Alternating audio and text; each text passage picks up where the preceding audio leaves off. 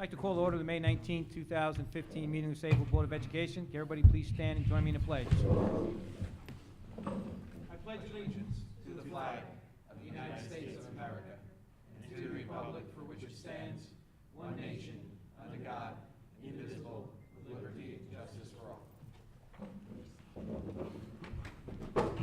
Mr. Board Secretary, this meeting has been open, advertised in accordance with the Open Public Meeting Act. Yes, it has, Mr. McEnroe. Get a roll call vote, please. Roll call. Mr. Bauta?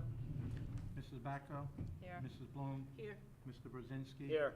Mr. Sayak? Here. Mrs. DePinto? Here. Mrs. Trapp? Here. Mr. Walsh? Here. Mr. McEnroe. Present. I need a motion to go into Make a executive. motion for executive. The resolution, please.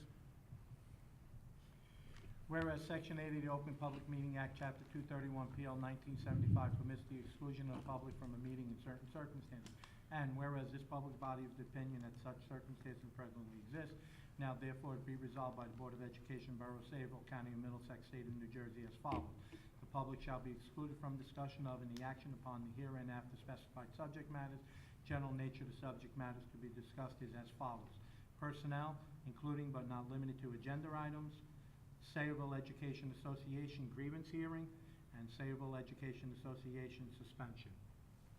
It is anticipated at this time that the above stated subject matter shall be made public at such time as the need for non-disclosure no longer exists. This resolution shall take effect immediately. Had a motion and a second. Good roll call. There was no There was second. second. Who There second? was. Second, Mr. Pinto. Motion by Mr. Sayak. Yep. Mrs. Backo. Yes. Mrs. Bloom. Yes. Mr. Brzezinski. Yes. Mr. Sayak. Yes. Mrs. DePinto. Yes. Mrs. Trapp. Yes. Mr. Walsh. Yes. And Mr. McEnroe. Board will go into executive, yes. Call the May 19, 2015 meeting of the Sayreville Board of Education. Everybody please stand and join me in the pledge. I pledge allegiance to the flag of the United States of America and to the republic for which it stands, one nation, under God, indivisible, with liberty and justice for all. Mr. Board Secretary, has this meeting been advertised in accordance with the Open Public Meeting Act? Yes, it has, Mr. McEnroe. Roll call. Mr. Bauta. Here. Mrs. Backo. Here. Mrs. Bloom. Here. Mr. Brzezinski. Here. Mr. Sayak. Here. Mrs. DePinto. Here. Mrs. Trapp. Here. Mr. Walsh. Here. And Mr. McEnroe. I am present. Can you give us a short synopsis of the executive session? In executive session this evening, personnel, including but not limited to agenda items. Additionally, Sayreville Education Association a grievance hearing, and Sayreville Education Association the suspension of a teacher. Thank you. We don't have any student council representatives tonight, so Dr. Alfano,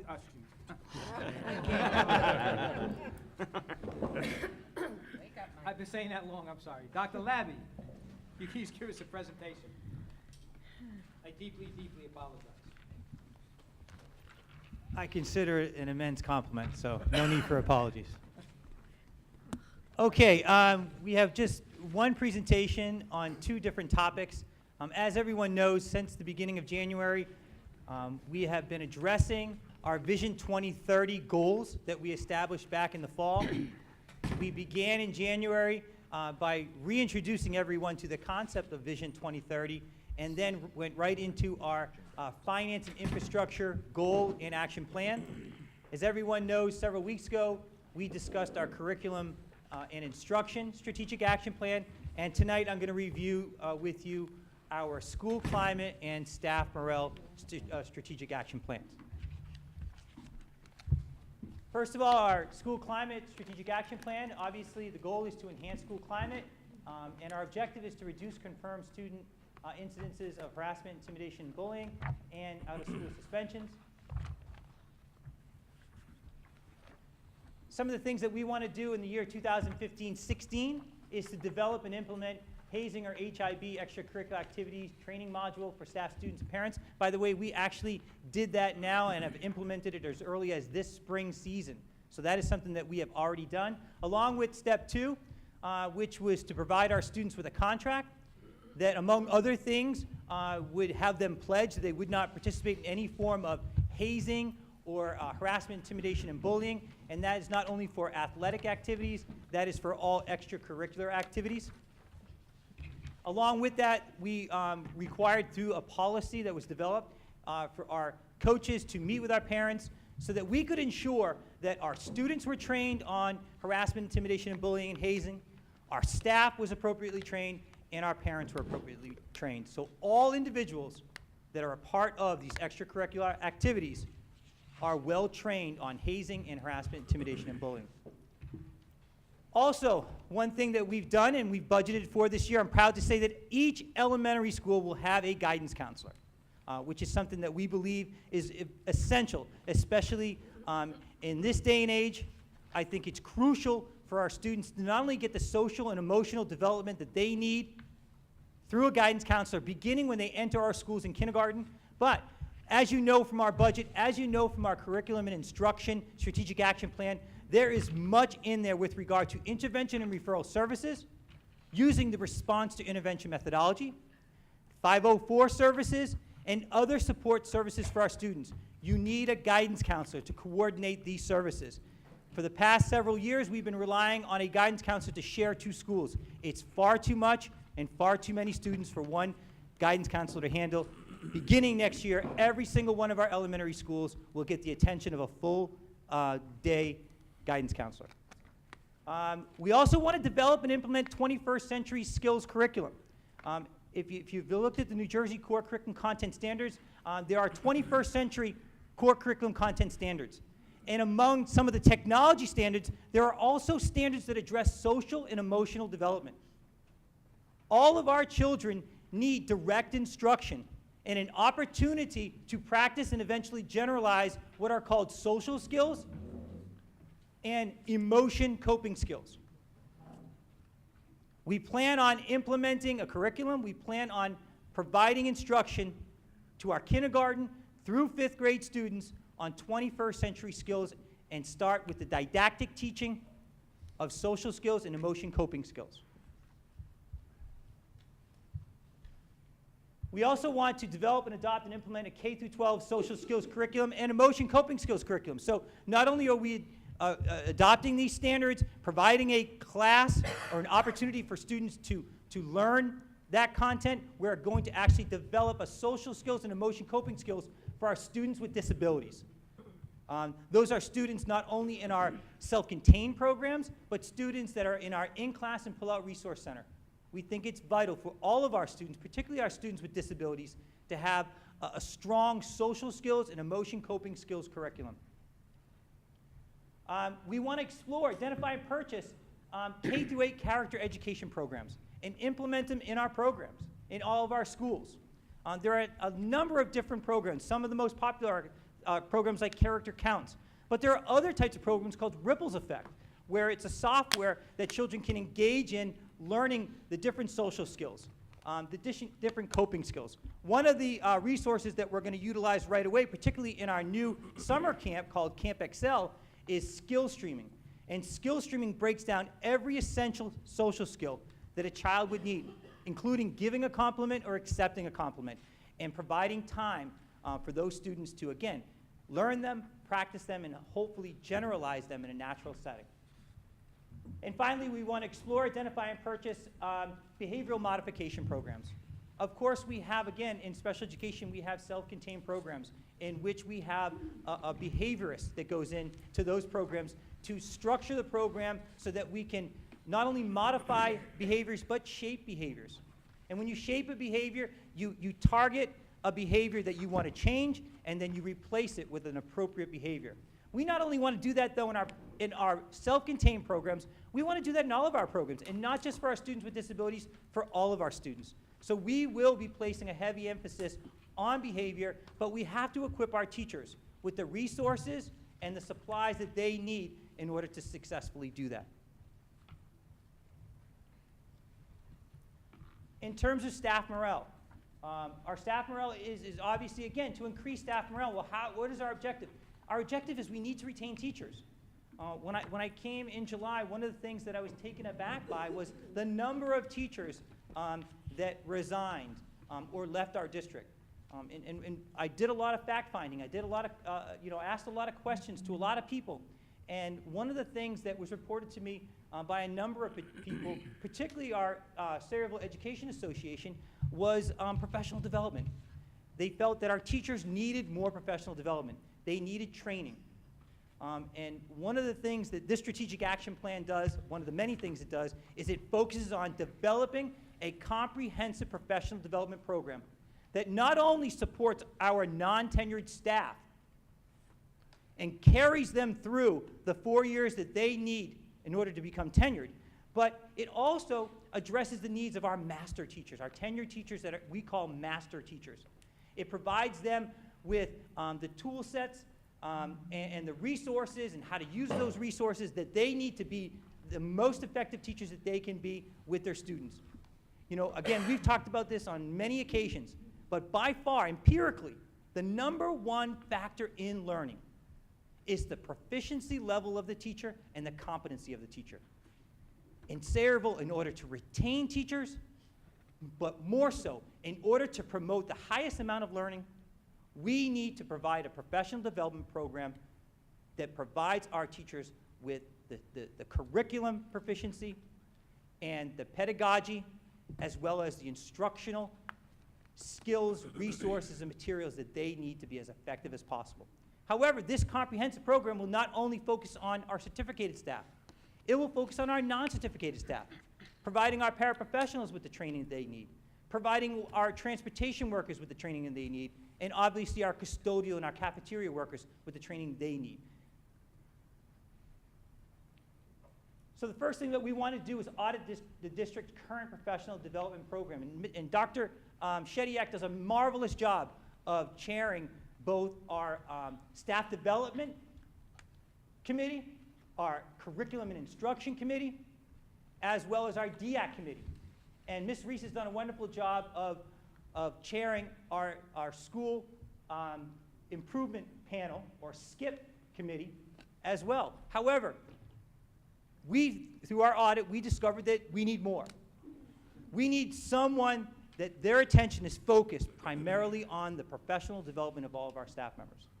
But again, we wanted to ascertain a philosophy from our Board of Education, and again, through that 6-month period in which I was assessing and asking questions and talking to as many people, I learned that not only was our staff invested in the opportunity to develop a comprehensive professional development program, but our Board of Education was enthusiastically invested in the same philosophy. So we went about creating a job description to hire a supervisor that would focus primarily on professional development. And if you were at our Board of Education budget hearing, you would have known that we put in there a specific person, our supervisor of professional development / middle school, and that person's primary responsibility will be to work with Dr. Shediak to oversee the professional development of all staff members in this district. We also wanted to take a look at technology, and we had discussions with people in our technology department. And we wanted to make sure that when we focused on professional development, particularly for our certificated staff, that we looked at it in 2 ways.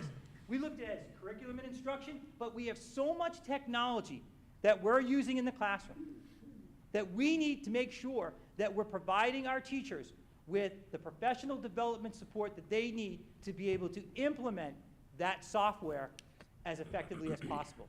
If you saw in our budget, we have a number of different softwares that we're going to utilize, not only to manage our district, but to promote learning. One very, very important one is something called ST Math.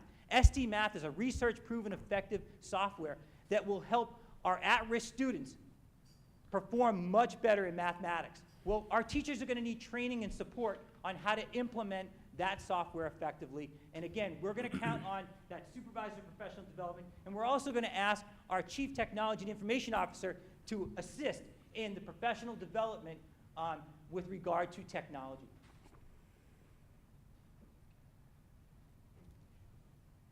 So beginning next year, with these people in place, we'll begin implementing our professional development, but we'll also begin the process of researching model professional development programs that are out there. And we'll visit these programs. We'll research and we'll develop what we believe will be the most comprehensive professional development program. We're going to call it Sayreville University, that addresses the needs of all of our certificated and non-certificated staff. And naturally, we'll work collaboratively as a central administration with our building administration and, of course, with our Board of Education to develop a plan to fund this comprehensive professional development program. Any questions from the board with regard to either strategic action plan? Anybody? Thank you.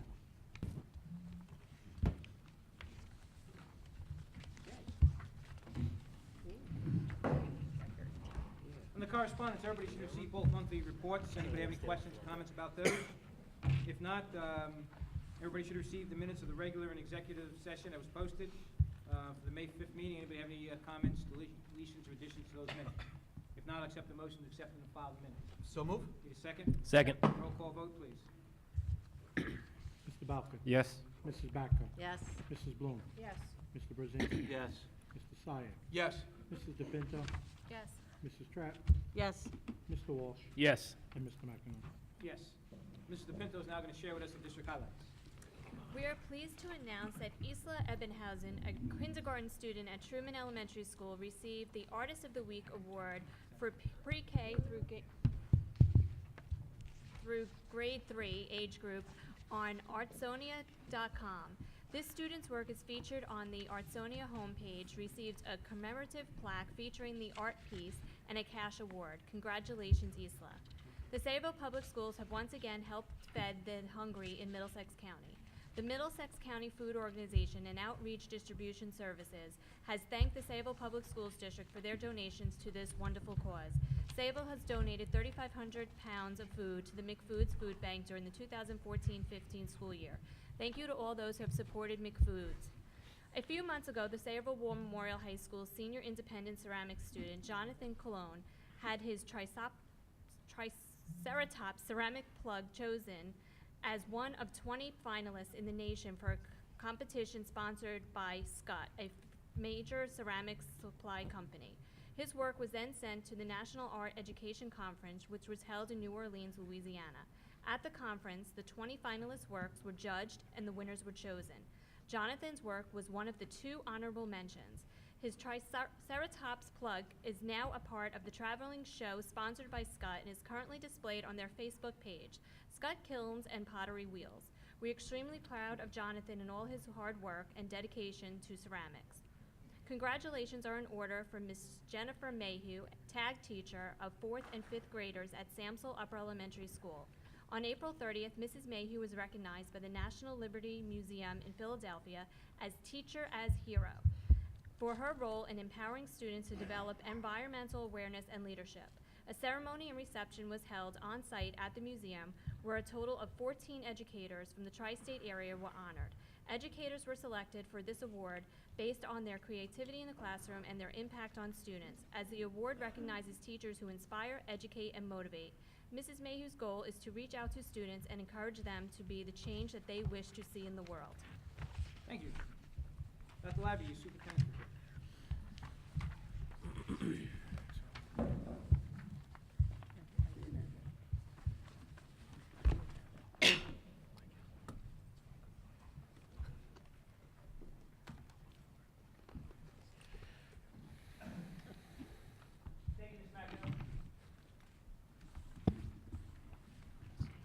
We have a expansive agenda today, particularly in finance and infrastructure, so I'm going to go through them. We do have a couple of items that we've added in the addendum, so I'll mention those at the end. Let's start with item number 13. It's approval of a contract with American Wear for district uniforms. You can find that on page 3. Approval of a 1-year contract with Custom Care Services. That can be found on page 3 as well. That's number 14. Number 15, approval of transfers, the transfer of $1.4 million from the Capital Reserve account to the Project Fund 30 account. You can find that on page 3. And of course, that is to fund the roof replacement at Sayreville War Memorial High School. Number 16 is the awarding of the bid to Integrity Roofing, again, for that $1.4 million for the roof at Sayreville War Memorial High School. All of that can be found on page 3 as well. Number 17, approval to amend the contract with the Cross County Clinical Educational Services. You can find that on page 3 as well. And finally, approval of Aetna prescription, medical, and dental renewal rates, and that can be found on page 4. I have another slide. Item number 22, approval of HealthPlex dental renewal rates on page 5. Number 23, a resolution to adopt membership in New Jersey Scholastic, Interscholastic, Sports Interscholastic Athletic Association, sorry about that. New Jersey State Interscholastic Athletic Association. Took me 3 times to get that. Number 25 through 39, approval of several building permits. That can be found from pages 5 through 7. Number 41, approval of the use of the board buses to transport students from SAMSL for student orientation. That's on page 7. Those are 3rd grade students for their orientation at SAMSL. Number 42, approval of renewal of several special education transportation routes. That can be found on page 8. Number 43, we're asking the board to approve the use of buses for the BIC summer camp for the dates listed. All those costs will be paid by BIC, and that's the Brain Injured Child Association. Okay? That can be found on page 8. Number 44, approval to use buses for people that are attending graduation at Sayreville War Memorial High School when they park in Kennedy Park. That can be found on page 8. Number 5, we do have more trips with transportation costs. Those can actually be found on pages 8 through 11. And finally, number 46, approval of the placement of 2 classified students in out-of-district private placements for the remainder of the 2014-15 year, as well as bedside tutoring for an individual. On the addendum, we're asking you to approve the use of a bus for our Sayreville Education Association for the Memorial Day Parade. And then finally, we're asking you to approve a contract with a company called Family Resources Associates. They actually perform what are called assistive technology evaluations for children. When we have a child that's going through an initial evaluation right now, and it was determined that the child might need assistive technology, well, we need a company that will be able to come out and perform an evaluation to determine just what form of assistive technology this child might need. Any questions on finance and infrastructure? I have a question. And by the way, those last 2 items were number 40, well, the numeration is wrong. No, it's 45V and 46C. 46C. There you go. Mrs. There Backo you go. has Brad, a question. I have a bunch of questions. Just a bunch of questions. Okay. Okay. Means more than one. On the bill list, page 20, there's snacks for a fundraiser for an AOK club. What is an AOK club? I'm sorry, what page? Page 20. 20 on the bill list. Page 20. What check number? It's just in the middle. It says snacks for fundraiser for AOK club. What is that? I would have to look at the voucher, I don't know. You don't know? But it says it's a club. Do we normally buy snacks for clubs? Again, Phyllis, not having the voucher in front of me, it's just a brief description, so I couldn't tell you what it's exactly for. Oh, wait, I do know. Good. Snacks were delivered to the school, and it was for a fundraising activity. And the product that they purchased were infested with ants and all. So the fundraiser can go on. I allowed them to put the cost through the Board of Ed so that the fundraiser wouldn't lose money and have to pay for it twice. That's what that one is for. Okay. Came back. The little light bulb. I'm impressed. Thank you, Kevin. Too much information, but I'm impressed. Page 14, there's a charge for baseball field lights on the bottom for Middlesex County. think that was for Is that that- night game we discussed. Is it particularly for lights, or is it really for fields? Or Yeah, the fields were Oh. free, but when we used the lights We for used the the night lights. games, we had to pay for the we lights. had to pay for the electric? Yeah. Oh, that's more, okay, that makes sense. Okay.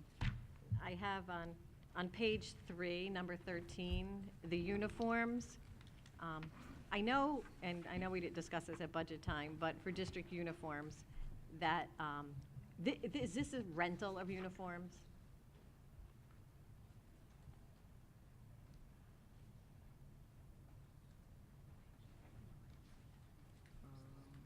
Page 3. Number 13. Do we rent from American Wear or do we purchase them? Is that what you're asking, Phyllis? Yeah, I want to know, is this something we rent from a company and, Oh, I'm sorry. You're on the You're back on the superintendent's agenda. report. Back I on the, apologize, I'm looking in the building. oh, sorry, page 3 We on the do agenda. both. We do both with this company? American Wear, this is for the rental of the uniforms, and at times when we go out and we purchase certain uniforms, we actually get pricing, we get quotes from different vendors, and the lowest one we give the purchase to. So this is for the straight-out rental and leasing of uniforms. Okay, so this is for employees' uniforms. Do you do a cost analysis versus renting versus purchasing? Like, why do we purchase some and rent others? We rent these because they also come with a cleaning service for the mechanics, replacement for when people outgrow or are too big or vice versa. So it's been a benefit to us not to own them over it. I did the cost analysis maybe 3, 4, 5 years ago, and it was beneficial because they return them, they clean them, they fix them, and things of that nature. Okay. All right, and now I have a sort of a general question. On all of these trips, I'm just looking for a consistency. It's a sort of a consistency question. On page 9, the first one, it's jewelry students. So I'm assuming that's the jewelry class. And it says the cost is going to be paid by the students. But if you go to page 10, we have a student council one that's paid for by the Board of Education. The International Society is paying for theirs, and SAD is being picked up by the Board of Education. What's the distinction as to why some kids are paying and the board is paying on others?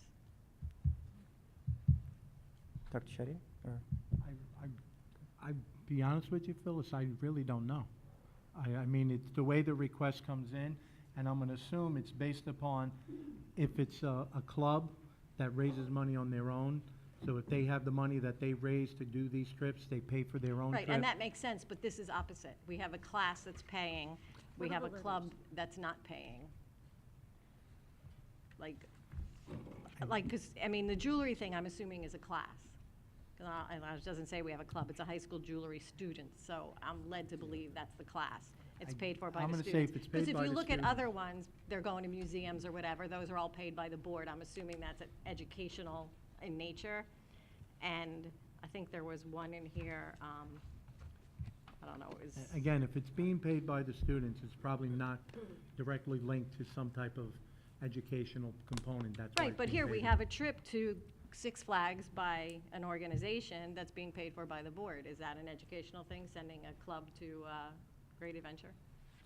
Okay, Is it the physics club? What club is Is it? that physics or is that Student student council? No, physics is done. We don't do physics anymore. Oh. This So is it's- student council. So we're sending student council to Six Flags and we're paying, but, I believe there's a business meeting of student council. Yeah, it may the be New related Jersey to the State. student Right. council. It's like the delegate assembly. There's an actual function that's going on at some of these places, like the Right. Great Adventure. They go for a particular event, and then they get to stay there for the day. And- International Society, I think, is just dinner. That's what it sounded like on the agenda, so I'm guessing that's why Yeah, we're not paying for that. I'm not sure about the jewelry one, though. right. And I can tell you, when they generally come through, if the board's paying for it, they specifically say to be paid by the board. If they're an activity that they're doing that's not supported by the board budget, they pay for it on their own. As to the distinction between them, I don't know, specifically for the jewelry. well, when you And- say when they come through, how does it actually come through? It comes through to you and you approve it? No, it goes through the transportation office, and they work it through, and then I But the approve advisor of the it. activity of the club is making a request whether the board pays for it or if they're gonna pay. Right. Okay, so who approves whether the board pays or we make the students pay? How does that work? that comes through the transportation office and then at our level. So the transportation office is deciding whether the jewelry class can pay, or is it, and the student council No, doesn't all- pay? all How student does that trips, work? go ahead, Right. Marilyn. All student trips come to my office first. Well, first they go to the supervisor, and they go to the building principal for approval. Then it comes to my office, and then I sign off on it or I don't, and then it goes to Dr. Labby, and then we send it over to transportation to arrange for the transportation. And we base it upon what the request is. If Right, they're but where is the decision rendered who pays for it? The- That's what I want to know. the- What the office is person- that made in? The teacher or the advisor who completes the field trip request form puts in whether they are requesting for the board to pay for the expenses or if the students or some other way will be paid. So they are the ones who put down whether or not they're requesting the board to pay for it. And who says yes or no? That's what I want to know. Well- Who says it? They're requesting, what office is making the Well, decision whether the board first- pays? First it comes to my office, then it goes to Dr. Labby. So you make that first round of decision, it goes to your office. So you would have decided whether you wanted to pay for the student council buses. That would be made by you Correct. to go to I- Great I- Adventure. After the building principal and the supervisor have approved it, yes. Okay, so the principal makes the decision first. Yes, And it then comes it over goes to to my you. office with a supervisor, in most cases, a supervisor's signature and a building principal's signature. Then it comes to me, and then it goes to Dr. Labby. If the building principal signs this and sends it up to your office, that's indicative to you that they're approving. 'Cause Correct. This is a board-funded. And that it's funded, Correct. yes. Now, I know that if a request comes to you and the advisor's saying that the club's gonna pay for it, we're not gonna question it and say, why did No. the board pay? No. Right. And And I don't know that, I would have to pull the request on this one for jewelry. That may not be a class. I'm thinking it's a club. I'm thinking it's an extracurricular I don't know, activity. it just looks like, we're not paying for Right. kids to go to museum, but we're paying for kids to go to Great Adventure. It just, Well, and you don't just also doesn't- see the trips that we don't approve. Yeah. Yeah, but it's Because just like, the way it we looks. often do not approve trips. We look at the educational purpose of them, and we make a decision then. One of the things that I've been trying to get a hold of is just that very thing. And in fact, we did talk about that in finance and infrastructure when we went through the budget in terms of transportation costs for field trips. And it's something that we're going to be focused a lot more on next year. One of the things that I've done is work very collaboratively with Dr. Shediak in terms of learning, have we done these trips in the past? And are they appropriately funded? But we also look at the educational purpose of them, as well as, is this appropriate to be missing instructional time to do something like that? So there is consideration that goes into it. However, we are going to be taking a different look at some of the trips that we approve for next year. okay, so with the trips that we're dropping kids off at Newark Airport, what is the trip for? Well, the trips to Newark Airport, I believe those are for the kids to go to the senior class trip. Right. The trip that we're taking them to Newark Airport. That's so they can go on their trip. SAD is going to the national conference, which they do most years after school gets out. And But they're funded by Th- DCH. they are funded by DCH. The airfare, the hotel, all we're doing is Correct. paying the transportation to get them to the airport and bring Right, them back. right. We are paying for a school bus to take them to the airport. And any trip that takes place during the school day, the advisor or the teacher is required to submit a lesson plan that details what's going to be done with objectives, standards, activities, and an explanation of how much time is actually how much of the day is going to be spent doing those activities. It would be helpful if we put in there that they're going to an international conference rather than we're just dropping them off at an airport. Like, just would make more sense. So you're asking to be a little bit more extensive in terms of the rationale for, or the Well, it just- explanation on Yeah. where. They just, Sure. there just seem to be a lot of inconsistencies, and it could just be the way things were worded, but here we're paying to drop kids off at an airport. It's just, Yeah, and I shared the same concern with Yeah. you as well. Just, again, I don't need a paragraph, but it's just a short rationale as to what the purpose of the transportation is. like, if it just said, they're attending a national conference or something, that Okay. would be nice, instead of we're just Well, dropping we'll them at an definitely do airport. that. And like I said, too, we're going to enter this next school year scrutinizing many of our trips with a different lens. One of the things that we tried to do was to be consistent with past practice this year, but we are going to be scrutinizing for obvious reasons that we discussed during our budget hearing. Yeah. Like, you know, it says jewelry students, it doesn't say a jewelry club, so it leads me to believe it's the class. you Let's know. make them more descriptive. Right. I would suggest when you revisit this, that you maybe have two categories. What's a field trip, and then maybe we call it a curriculum and action trip. So if it's tied to standards or curriculum, it's a curriculum and action trip. So if I'm taking the physics kids to Great Adventure to analyze roller coasters, that's a curriculum and action trip. Okay, if I'm going somewhere else that's not On the border. directly related, On the boarding. then it's a field trip. I think maybe we can make that distinction. Can I just Good add, point. Dr. Labby, I think that, Marilyn can correct me if I'm wrong, but I believe that the clubs that are financed are the stipended official clubs. If you have a club where a teacher says, I'm going to volunteer to do a club that they want to run, that may be the one that doesn't get paid for in that nature, because that would be something that they want to do, and the kids then fundraise, and they have that separate club. They're not getting stipended, so it's not an official authorized stipend. Is that true? I'm not sure All right. about that, because I don't know that if there's a jewelry club that it's stipend. Well, I know there's an art club that the art teachers put together, and I think they had a split, so now we have art and jewelry, and they volunteer to do this themselves after school. It's not a stipend. If you can just look into it, get back to us with some type We of will, thing, then it's- definitely. you see what the board's concerned. Okay. Number 8, I'm going to abstain on the video. Okay. Okay, moving on to Vision 2030 Student Achievement. Of course, we have our May 2015 HIB report. You can find that on pages 12 through 14.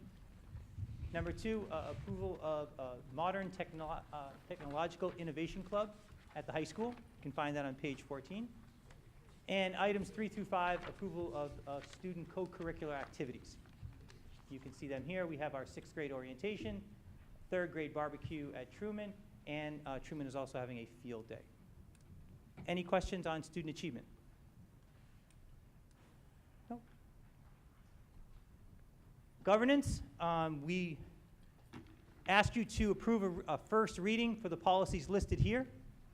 Now we're asking you to approve them for a second and final reading, which would mean they would become adopted upon your approval.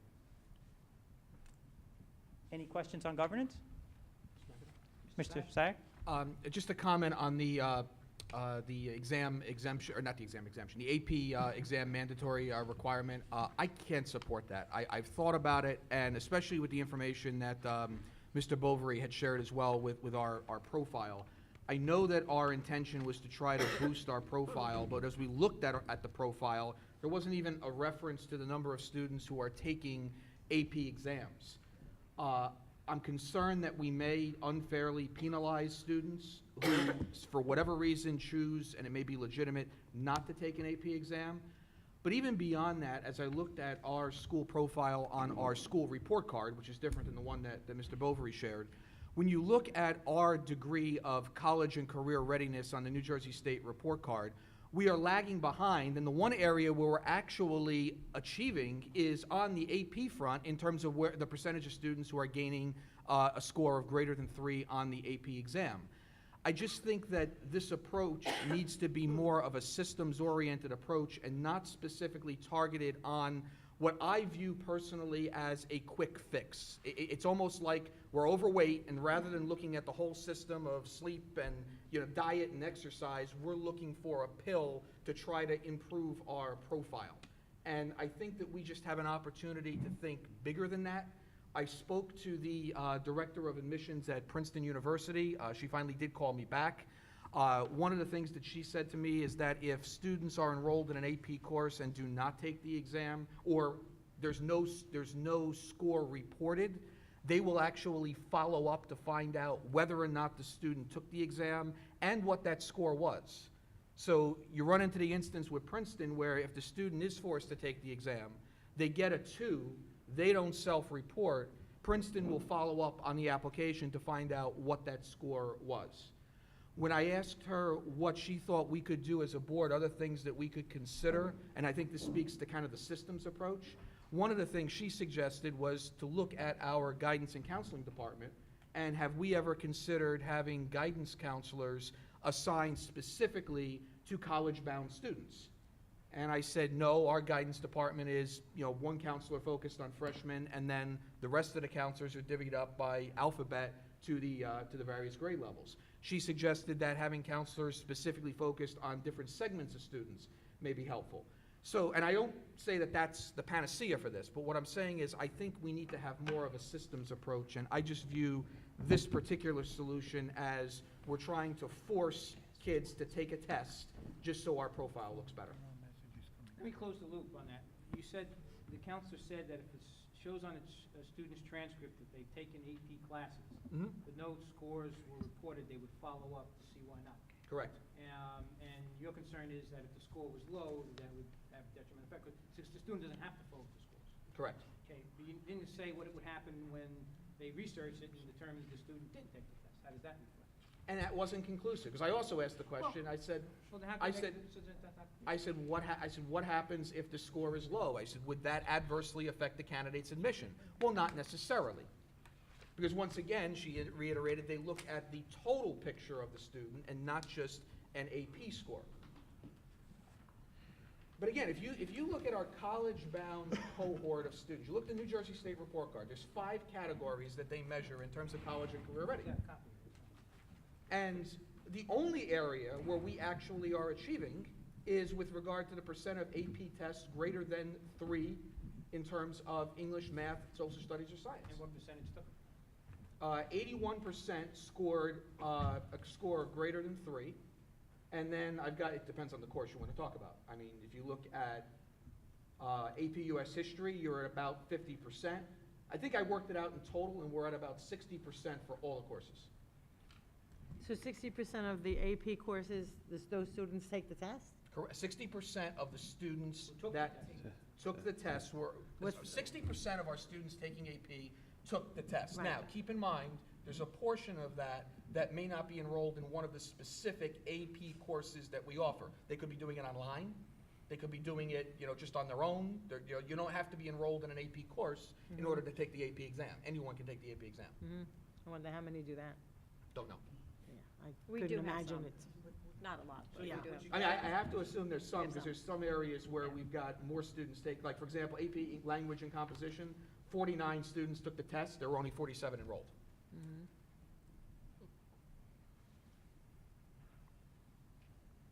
That's it. Any other questions on governance? No. Do you have? I was going to, Mr. Sayak, are you voting no just on that policy? Just on that policy, the rest are fine. And just 6147.1? Correct. That's it, yep. Evaluation of individual student performance. And I'm voting no on 5127. Mr. DeAndrea? That would be commencement activities. What's that? What did you like in that? That's commencement activities. That's the yearbook one that we discussed at the last meeting. Right, but that's extensively. regulation. I mean, Well, that's inconclusive, oh, it's How inconclusive? is that inconclusive? because I didn't get that from the narrative you provided. Do you still have that? I didn't bring it with me because I quoted state statute. Yeah, but it's ambiguous as far as what you have to provide and who you have to provide it to, as far as I was concerned. Well, what do you think happens if we all, if the majority votes no, so we don't offer that out? What'll happen? What's the repercussions? We don't have the policy.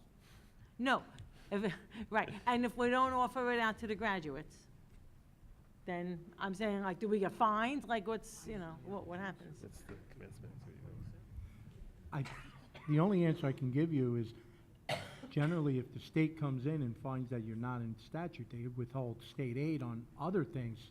Would that apply to this? I can't say for certainty, but that seems to be the only penalty that the state comes down when they find you're not in compliance with something, is they start withholding state aid. But I can't tell you that's what would happen. Mr. DeAndrea, on 6147.1, I will also be voting no.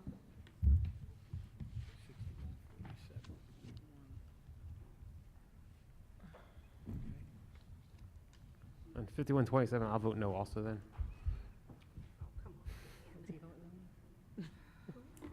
Okay. What did? I mean, I don't like it, but I, 5127. Same when you did. Same way. 5127. Oh, I'm sorry, it's not No, 6147? 5120, 5127. Commencement. The 5127. I was actually proud of my legal research. I'm going back and forth here. So it's 2 no for 5127, Maybe- 6147. You should do that then, Mike.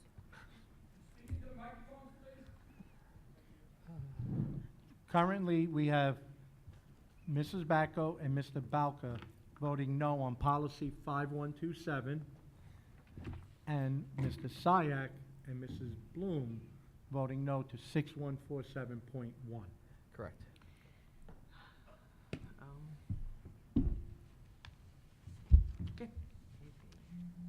Okay, moving on to Vision 2030 personnel. We have the acceptance of a resignation. That's item number 1. You can find that on page 15. We are rescinding the employment of a teacher that we recently hired in April. You can find that on page 15. That's number 2. Number 5, we're asking you to approve several leaves of absence for the remainder of this year, as well as a leave of absence for the 2015-16 school year. That will be number 6 on page 16. Number 8 on page 17, we're asking you to appoint several non-certified staff members for the remainder of this year. Number 9 on page 17, we're asking you to appoint 1 non-certified staff member for the 2015-16 school year. That is actually the secretary at the Wilson Elementary School. Item number 10, which can be found on, I believe also on page 17, it's to renew all certificated staff and paraprofessionals indicated in attachment A for the 2015-16 school year. Number 11 on page 17, appointment of 2 non-certified substitutes for the remainder of this year. That's also on page 17. Number 12 on page 18, approval of professional days. The last 2 items can be found on the addendum. Number 13, appointment of several paid and unpaid Sayreville War Memorial High School assistant football coaches. Number 14, we're asking you to retroactively approve the suspension of a Sayreville War Memorial High School teacher with pay. And that can be found as well on the addendum. We also have another motion that we're asking you to approve from our executive session. Need my glasses for this? Oh, you had it right, too. I think so. So this would be item number 16 on the addendum. The superintendent recommends and so moves the Board of Education of Sayreville to hereby deny Sayreville Education Association grievance 4/8/2015. Once again, the final personnel motion would be motion 16 on the addendum. The superintendent recommends and so moves the Board of Education of Sayreville to hereby deny Sayreville Education Association grievance 4/8/2015. Dr. Labby? On item D in the addendum, number 13, I will be voting no on Mr. Novak and Mr. Poor for assistant football coaches, for reasons I mentioned both to Mr. Novak and Mr. Poor earlier this evening. I will also be voting no on Mr. Novak and Mr. Poor. Okay. I'm going to be voting no on Mr. Novak, Mr. Poor. I'm also going to abstain on Victoria Kilpatrick on item number 10. And then abstain on number 16, the grievance.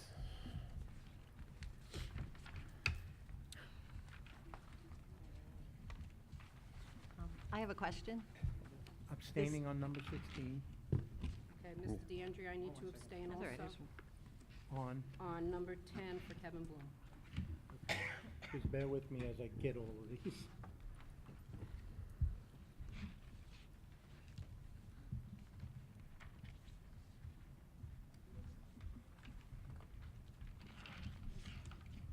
Dan is abstaining on Kilpatrick. Kilpatrick, same. And Oh, and I apologize, my numeration is wrong. I forgot the appointment of a cheerleading coach was in there too, so and you're abstaining on Bloom. Bloom on Bloom. that would be item number 15. Number 10. Okay, I have a question. Uh, Okay, well, Mrs. Bacco had one. Go ahead, she agenda- can go first. Okay, Ms. Bacco. Okay, Okay, on page 17, number 10, you spoke of the certified staff, all certified staff and paraprofessionals. Full-time paraprofessionals, part-time paraprofessionals?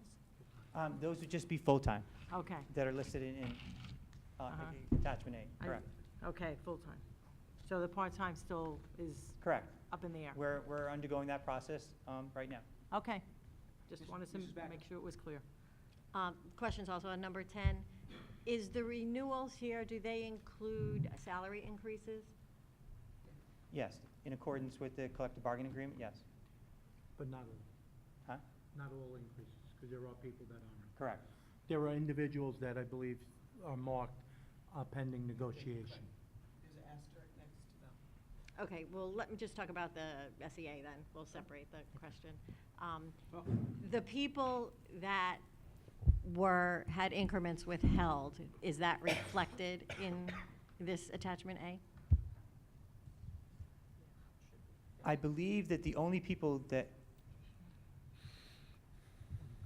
I think that's the next year. I don't know. I don't believe anyone, there is, okay, yeah. So we'll vote on this again in February, and then the increments will be held in February? Is that what you're saying? The salary spreadsheets took the salary up until January 31st, as well as the salary from February 1st to June 30th. So both pieces are in the spreadsheet. Which will reflect the. So both are in the spreadsheet? Correct. Correct. Are the increments withheld in the spreadsheet? In the spreadsheet, yes. That's in attachment A that we're voting on tonight? Yes. Yes.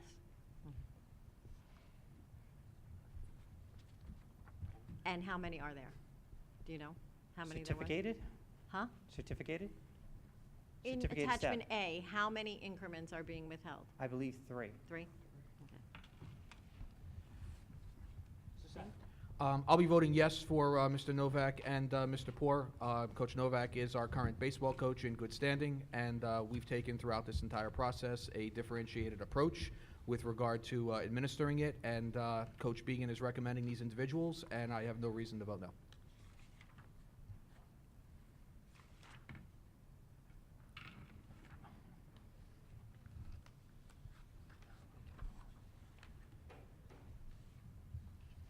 Any other questions?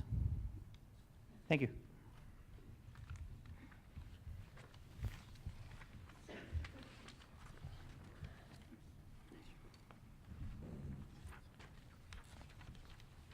Okay, I guess that's on.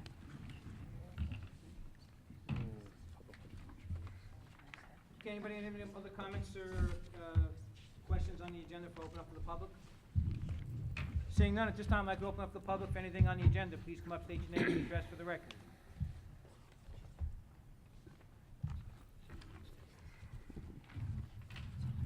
Mr. Bovary.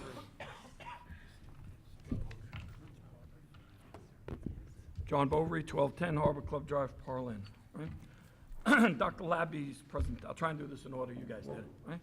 Referring back to your presentation about morale, where you spoke to some people when you came in here, tried to get your pulse of what happened with all the departures or the high number of departures, and you cite professional training. That's the only factor you cited. Did you uncover any other factors? Yeah, there were some other factors involved in staff morale, absolutely. Anything you can share publicly? I think that there was quite a bit of strife between the local association and the administration that added to that. Okay, did we conduct exit interviews on staff that left? Obviously, it's prior administration or partially the prior administration. Me personally, no. Okay, yeah. Any thought of reaching out to the people that left recently to conduct an exit interview and get more detail? In terms of the people that left Recently? at the, well, recently meaning the people that are leaving now? Oh, last summer. No, I did not reach out to any of those Yeah, people. no, any thought? Many of maybe- those people resigned far before Sure, I understood. became superintendent. Yeah, I'm sure their names are in your records. Any chance of reaching out to them now? That's conduct something an that I exit could do. Okay, well, right. Do you plan to conduct exit interviews going forward with anybody who resigns?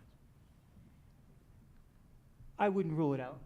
I have spoken to some of the people that have issued me resignations. I will tell you quite honestly that many people do not want to share what it is exactly the reason for leaving. I do know that when I did speak to some teachers, they mentioned the fact that you know, there are certain levels of our salary guide in which it's just not competitive with some of the other districts. Sure. They would tell me that you know, that's just one of the reasons. They were thinking of their families. They were thinking of quality of life for themselves and their families. So I don't want to discount that as being all, you know, that there's more to it than that. I have to take them at what they tell me. Sure. Is there more to it? There could be.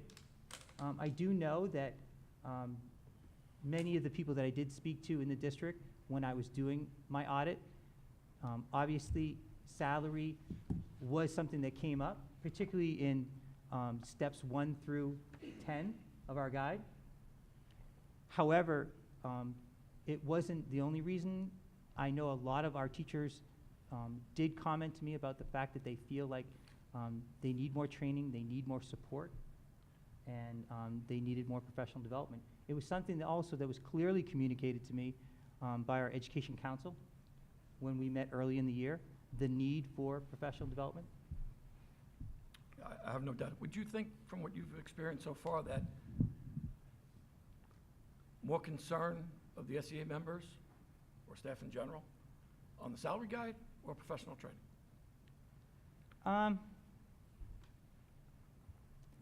I would probably say it's probably a 50-50 split.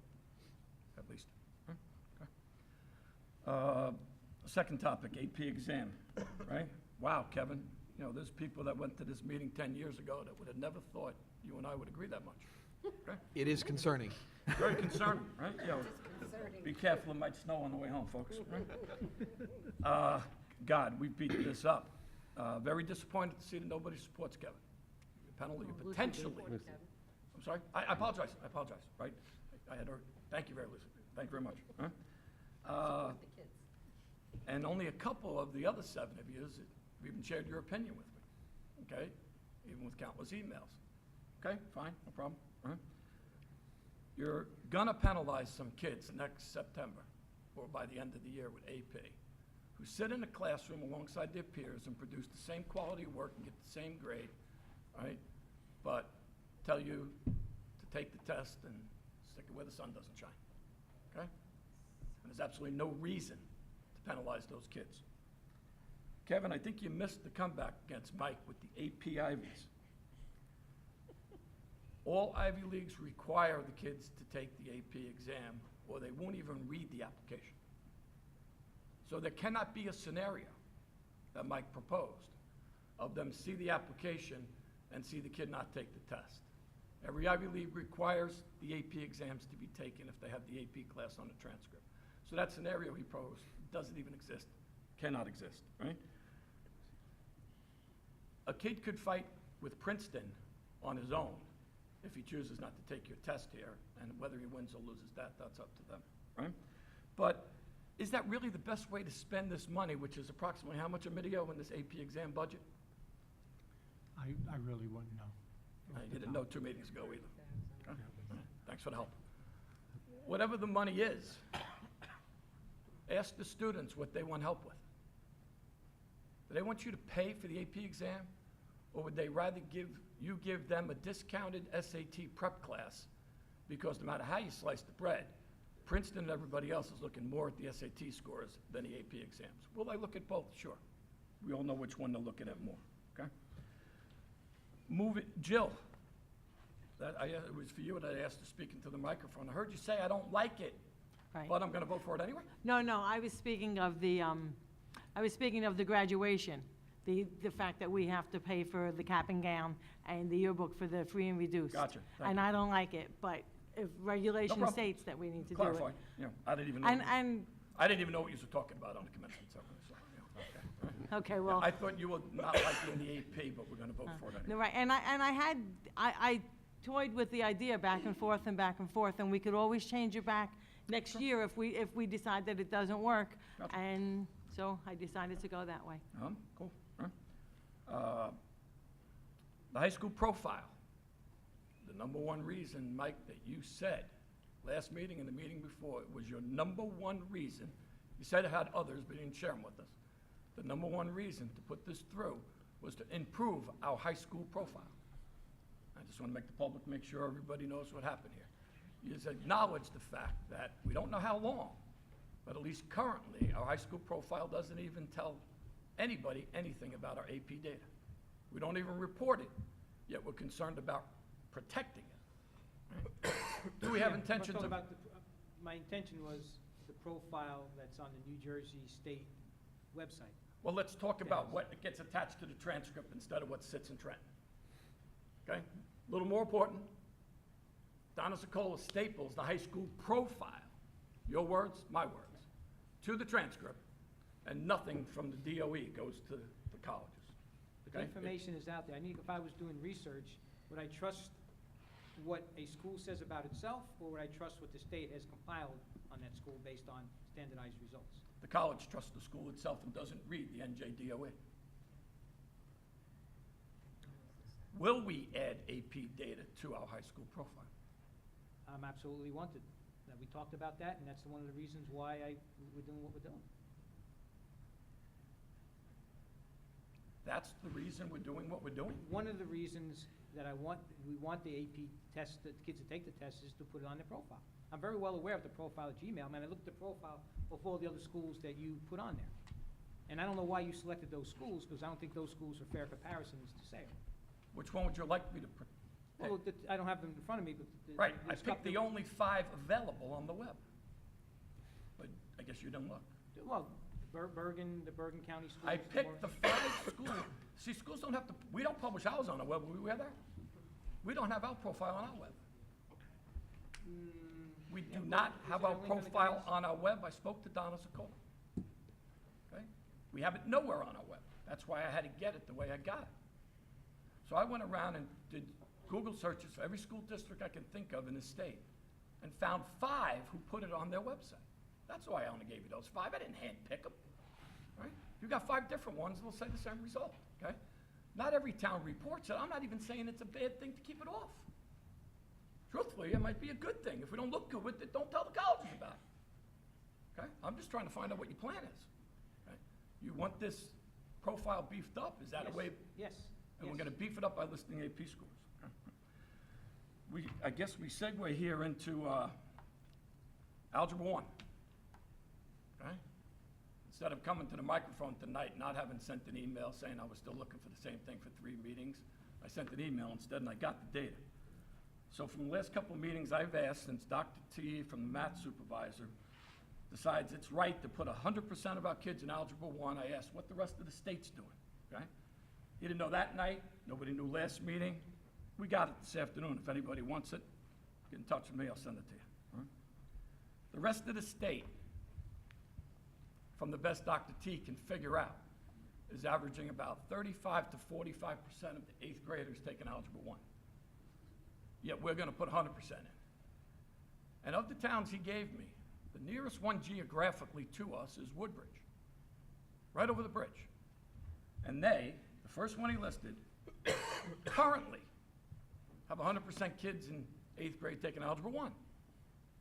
But for some reason, they told him that they're cutting it back to 30% next year, so I suggest they found something's wrong. So I don't know if the board's privy to everything I'm talking about right now, because I got it late this afternoon. I think they are by now, Dr. Labby, right? The board is aware of the information that you have. Yeah. Woodbridge, number 1 listed there, 100% currently. Something's gone wrong, they're cutting it back to 30% next year. Seems like a red flag to me.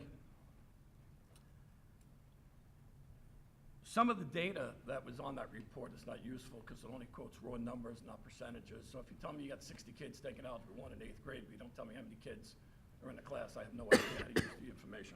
Right? Last but not least, the high school football coaches. And I think I mistakenly said about 3 meetings ago, I was glad this was all over with, but it's not, right? So now I go anti-Kevin, pro-Mike, Phyllis, and Dan on this one, right? Equal opportunity employer. Right? I have no personal issue with any of the people involved, nor Mr. Began, all right? But I still have this issue with inconsistent handling of assistant coaches, which we've been discussing since, well, maybe not officially since November at the microphone, but certainly since January, right? The assistant coaches that were employed back in the fall, when whatever happened in that locker room happened, I firmly believe all those coaches should have been treated the same, yet the Board of Ed has decided differently. 2 of them you think, or at least 6 out of the 9 of you think, should be handled differently, okay? Does the public have any right, or do you think it's even fair to tell the community why you treated 2 differently than the other 7? And please don't dare tell me you can't talk about it in public. Okay? We obviously can't talk about specifics, but I can tell you that we didn't treat anybody in the same. I wouldn't treat our students, our teachers, our staff members with the same brush. We had an investigation. People had different responsibilities. If your post is out in that hallway, I'm not going to punish you for not being at a post that you were not posted at.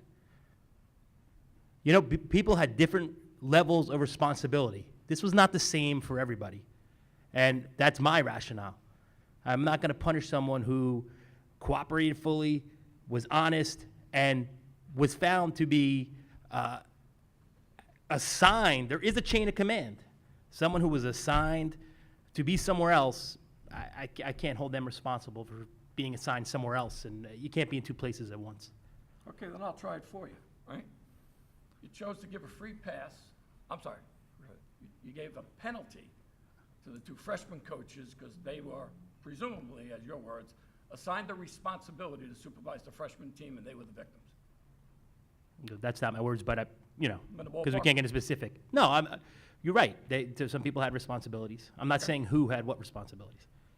Okay, I don't think I named names either, right?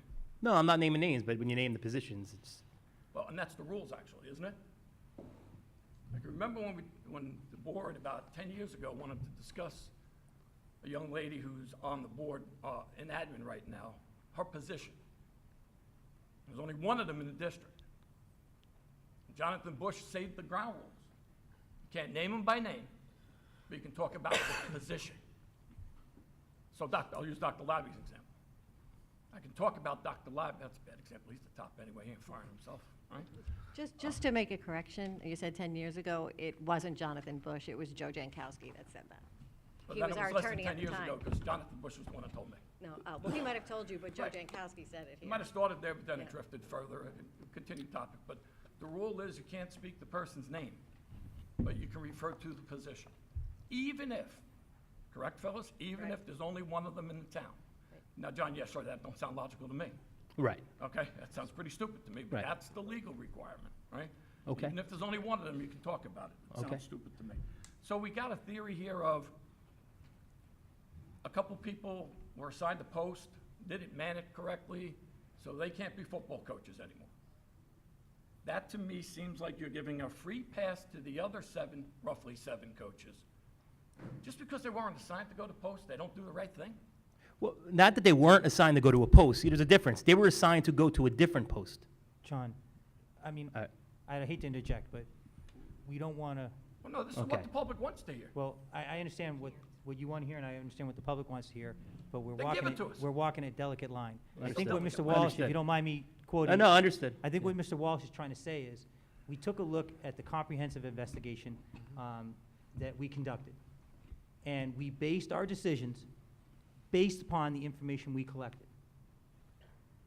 Now, I understand that you're looking at it in a broader sense, and I can understand that because you don't know the information that we know. No, I'm not looking at it in a broader sense, and I probably know the information you know. Well, I mean, Okay?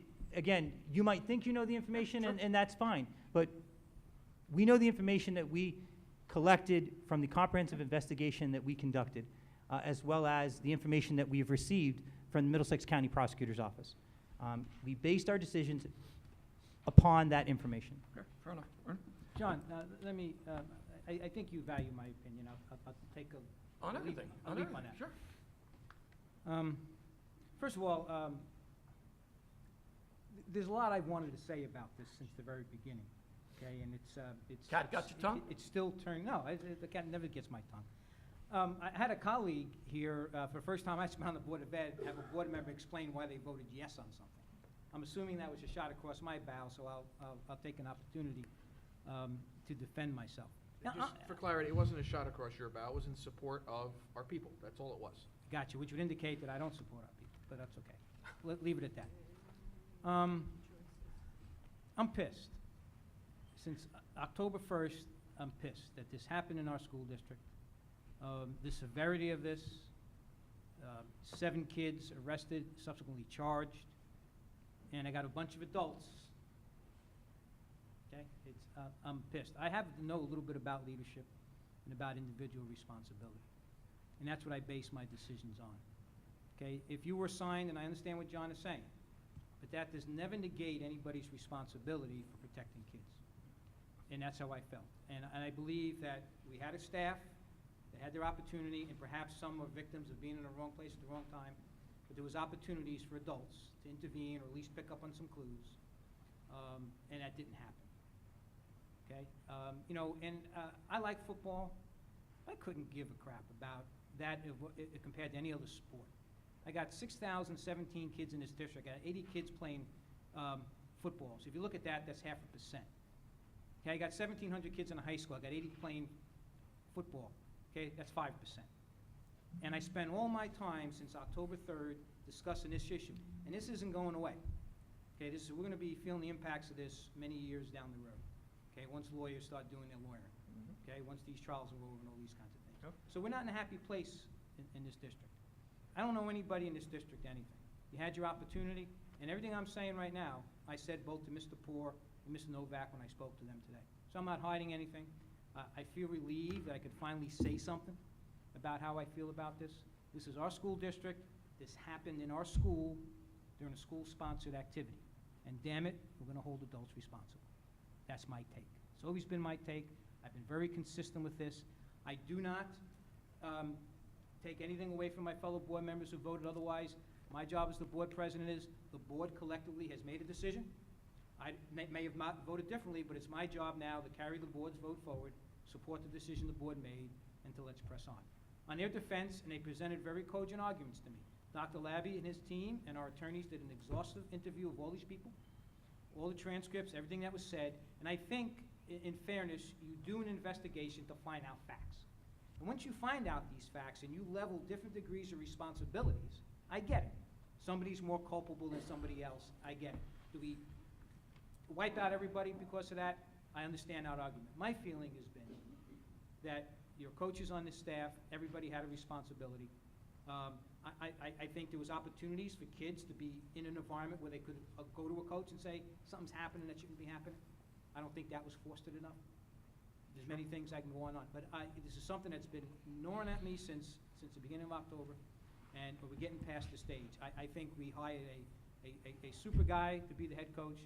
I think he's going to fix those problems. I think he's going to put things back on track, and that's how I felt. I felt we needed to have a clean slate. And that's where I came from, and I've been consistent since day one on this. And if it's not popular with people, I'm not here to win a popularity contest. But I know tomorrow morning, when I get up and I look in my mirror to shave, I have to say to myself, I made the decision from here, based on the information I have and my understanding and my moral compass of what's right and wrong.